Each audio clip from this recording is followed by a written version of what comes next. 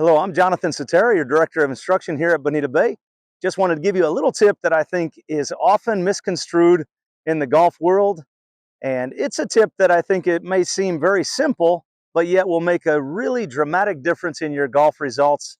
And I think you'll see some improvement with regards to what I'm about to tell you. So, not sure if any of you have ever topped a golf ball or bladed a shot or hit a low line drive, and your expert instructor who's sitting in the golf cart beside you, which might be your playing partner, tells you you lifted your head, you stood up on it, you peeked. You didn't keep your eyes on the ball.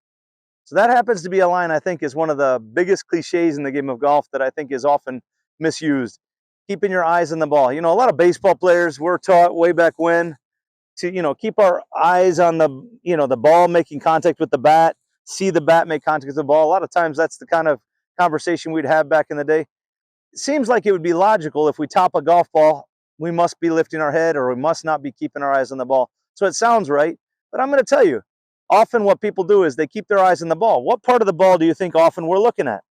So we get set, and I often see people are keeping their eyes. I'll ask them, what part of the ball are you looking at? And they often say, I'm looking at the top of the ball or maybe the back of the ball. And you're going to find that often, in my experiences, people that are looking at the top of the golf ball don't realize how good their hand-eye coordination really, truly is.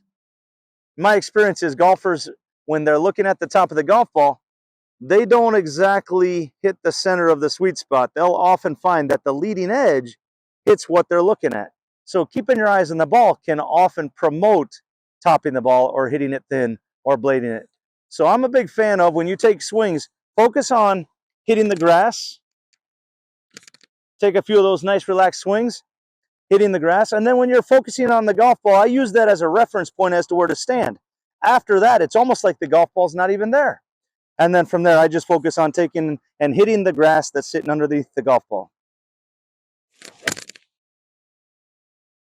And that makes me strike that golf ball so much more consistent, and I'm really not focusing on the golf ball itself. So hopefully this is a tip that will help you this week as you focus on hitting more shots solid and in the air and getting rid of some of those top shots. Have a great day. Hope this helps you in this week's golf.